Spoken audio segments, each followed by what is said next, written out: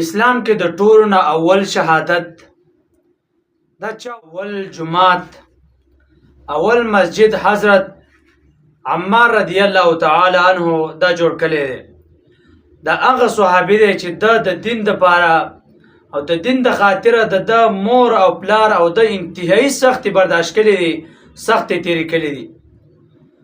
د مور وا حضرت سمیه رضی الله تعالی عنها دی کفارو به انتهایی د مکې کفارو به انتهایی سختي تیرولې.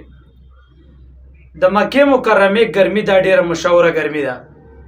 په شګلنه ځمکه به یې سملوله او پرته به وه سزا به یې له ورکوله، ویې ته چې اسلام نه واوړه دوی به اسلام نه ناخوتل. د ده پلارو انتهایی سختي د دین د خاطره تېرې کړي دي، دومره پورې چې دا ضعیف و، سختي به یې پې تېرولې. آخر کار دی وفات شه. د مرګ تر وخته پورې آخري لمحات یې د زندګۍ دې کفارو نه و پرېښی، هغه قشن سختي به یې پې تېرولې چې د دنیا نه لاړې. بیا د ده مور وه هغه هم په اسلام باندې کلکه ولاړه وه. ابوجهل لعین په نیزه باندې ووهله، نو دا شهید نیزه ترې ووتله، دا شهیده شوه. په شرمګاه کې په نیزه باندې والې او دا انتهایی زیات عمر یې و، بوډۍ زنانه وه، ضعیف العمر وه، ډېر عمر یې و. خو ابوجهل د یو شي خیره مونه ساته، هم د رشته دارۍ هم د ډېر عمر د یو شي خیره مونه ساته.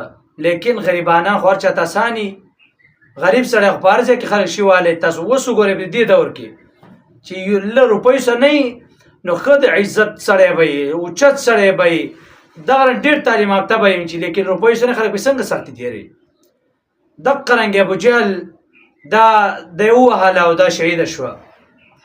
بیا د هغې نه وروسته حضرت عمار رضی الله تعالی عنه دی و، دا ډېر عمره پورې و. نو دا بیا پیغمبر علیه صلات وسلام چې کله مدینې منورې ته راغلی نو دو له جومات جوړ کړه، مسجد قبا.